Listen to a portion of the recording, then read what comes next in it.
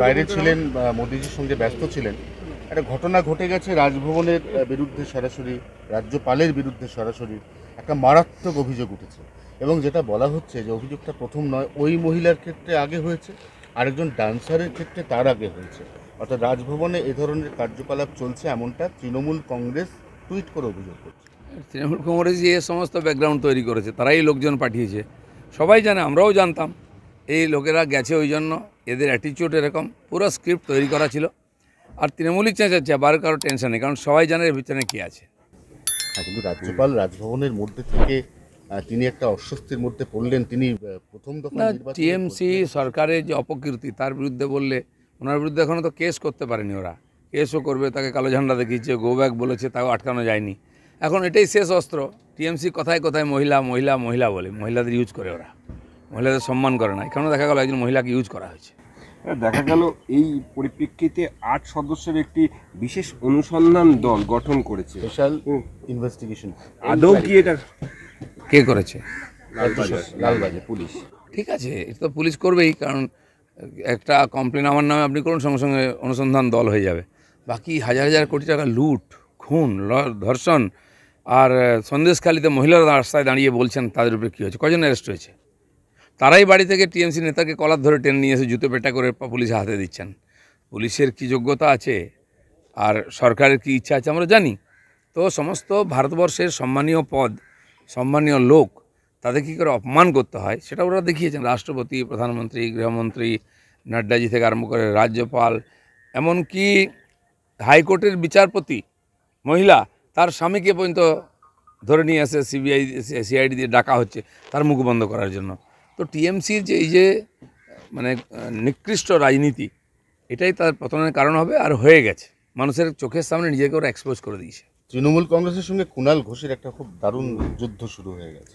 এসব mock fight থাকে, আমাদের এ নিয়ে চিন্তা নেই।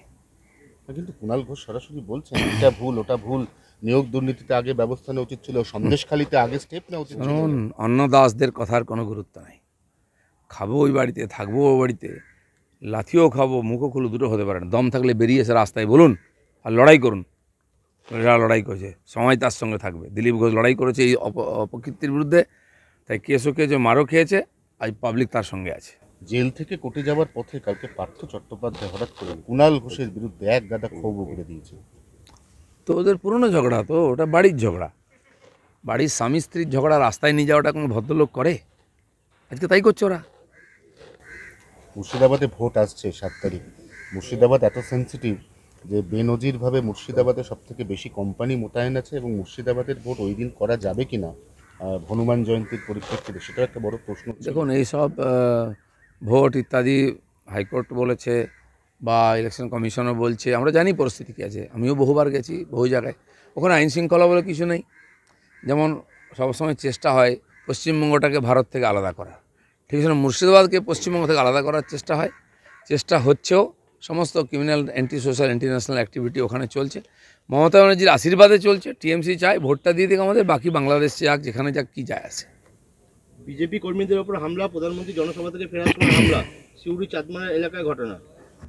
এটা কোনো নতুন ঘটনা নয়, যেখানে হচ্ছে কিছু ভয় দেখানোর চেষ্টা হচ্ছে। আমার মনে হয় না বিজেপির কর্মীরা ভয় পাবেন। এই ভয়ের বিরুদ্ধে লড়াই করে আমরা দূর পৌঁছেছি। এবারে শেষ ধমকি চমকি ওরা দেবে, তারপরে কী হয় সেটা আমরা ঠিক করব।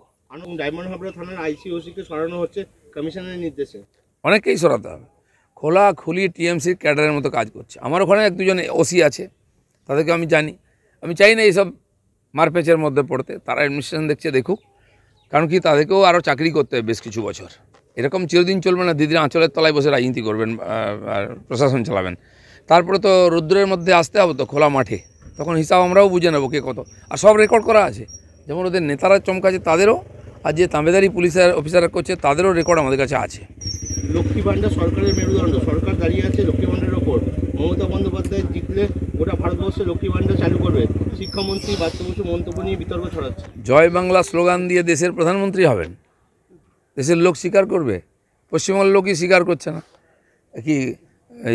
কি বলে, শত্রুঘ্ন সিনহাও কি জয় বাংলা বলছেন? ইউসুফ পাঠান, কীর্তি আজাদ, এরাও কি জয় বাংলা বলছেন কি স্লোগান? জিজ্ঞেস করুন তো। আর ওরা কি বলছেন সন্দেশখালী মহিলাদের সম্বন্ধে? এই যে যারা ফরেনার এসছেন, পরদেশি, তাদের মতামত জিজ্ঞেস করুন একবার যে আপনি কী বলেন, জানেন এরকম ঘটনা ঘটেছে, মহিলারা কী বলছেন। তো এইসব ড্রামাবাজি, এই সার্কাস পার্টিকে আমরা তুলে দেবো ইলেকশনের পরে।